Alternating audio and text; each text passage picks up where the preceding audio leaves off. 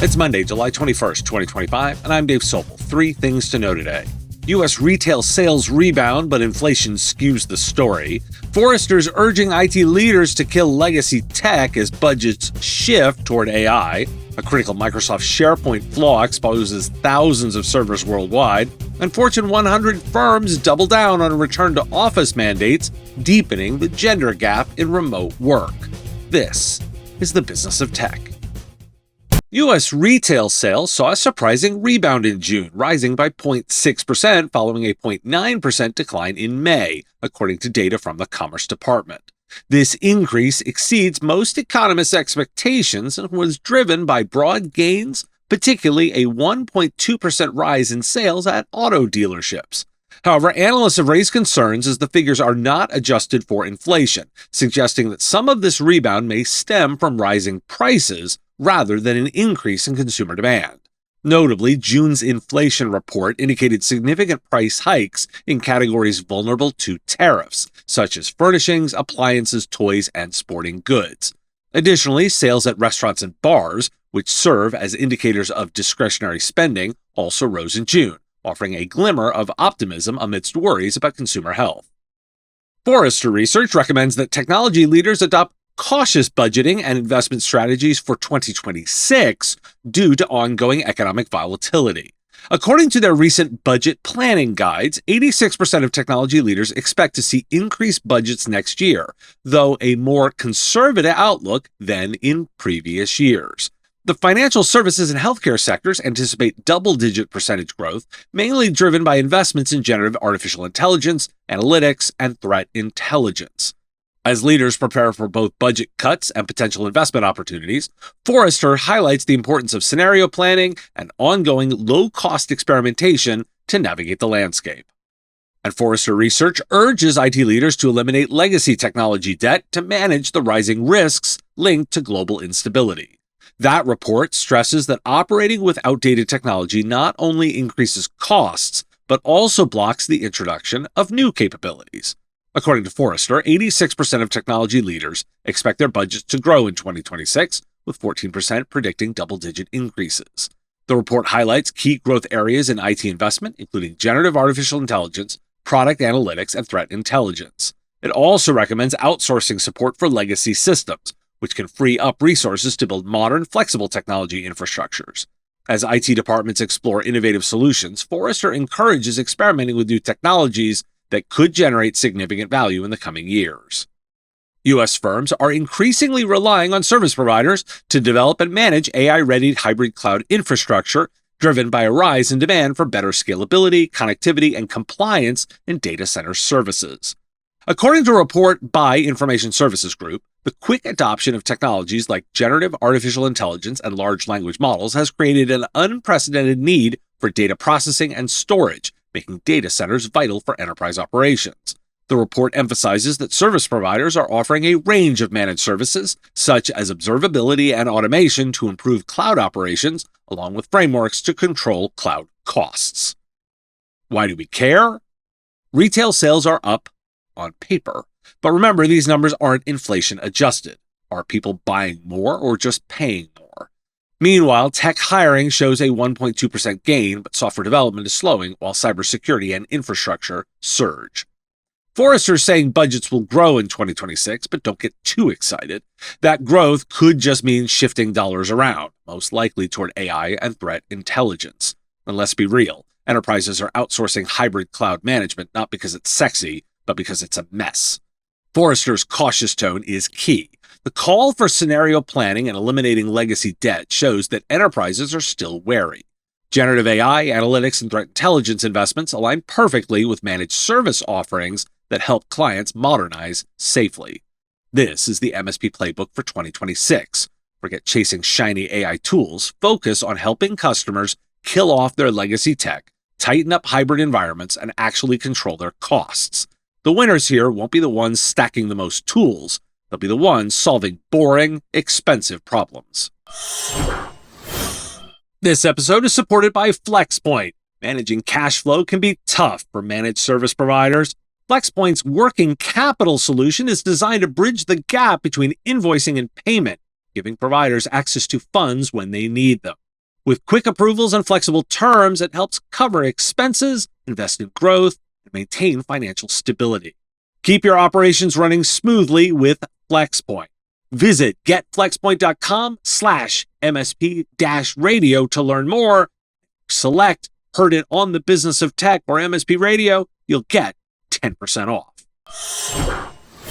A significant global cyber attack has exploited a security flaw in Microsoft SharePoint, affecting multiple U.S. federal and state agencies, universities, and businesses. Researchers estimate that tens of thousands of servers may be at risk, and Microsoft has yet to issue a patch for this vulnerability. According to CrowdStrike's Senior Vice President Adam Myers, quote, "Anyone who's got a hosted SharePoint server has got a problem," end quote, highlighting the severity of the situation. The FBI is actively investigating the breaches, which have led to unauthorized access to sensitive data and potential password theft. The Department of Homeland Security's Cybersecurity and Infrastructure Security Agency noted that attackers have been targeting these servers globally, with at least 2 federal agencies reporting breaches. The nonprofit Center for Internet Security has alerted about 100 organizations, including public schools and universities, that may have been compromised. Microsoft has acknowledged the issue, stating that it is preparing a comprehensive update to resolve the vulnerability.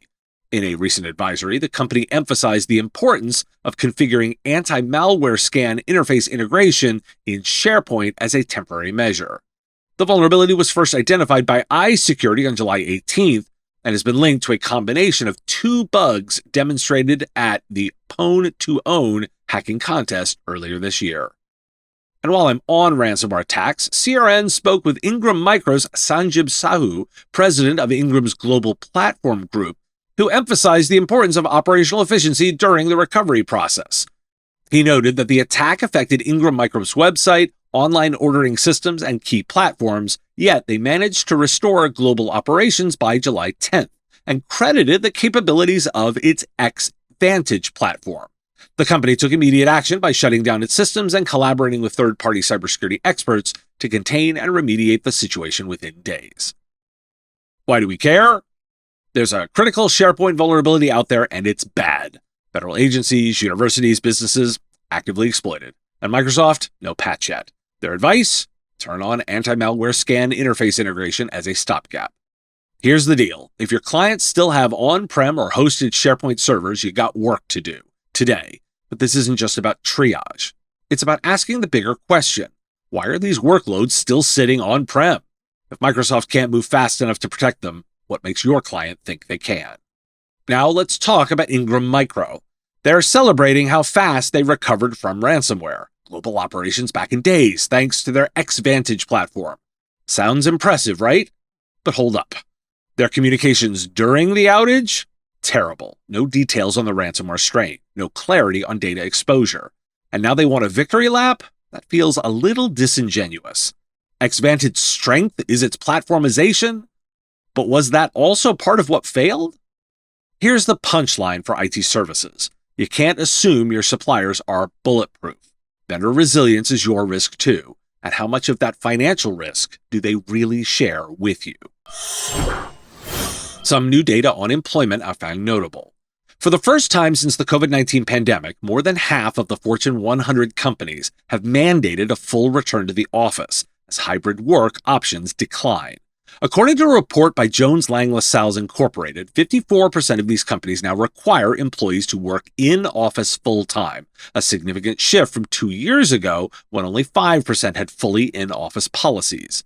The report highlights that workers are now required in the office an average of 3.8 days per week, up from 2.6 days in 2023.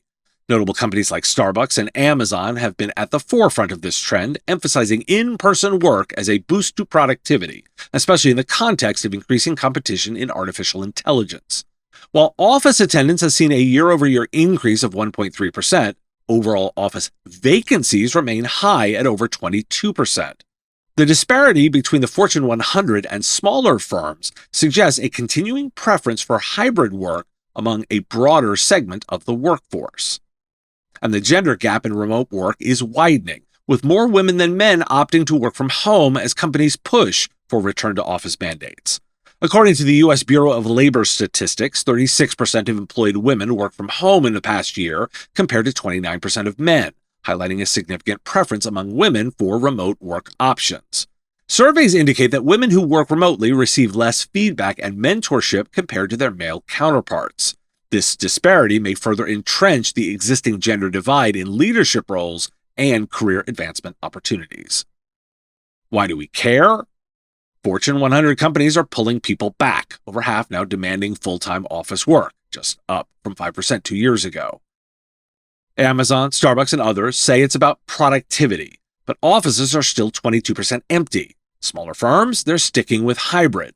My argument is that it's poor management in larger firms pushing this.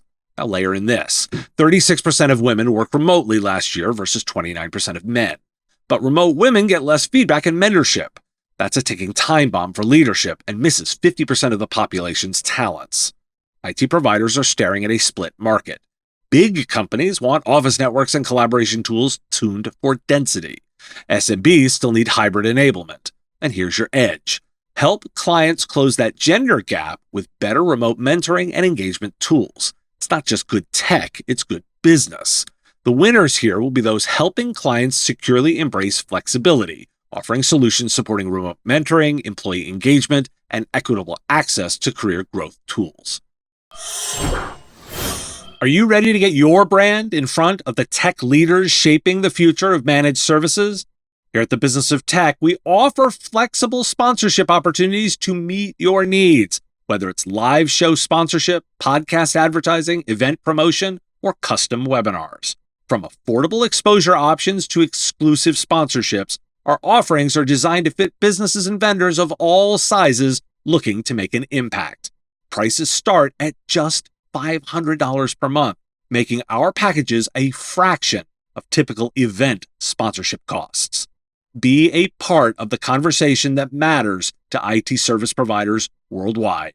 Join us at MSP Radio and amplify your message where it counts.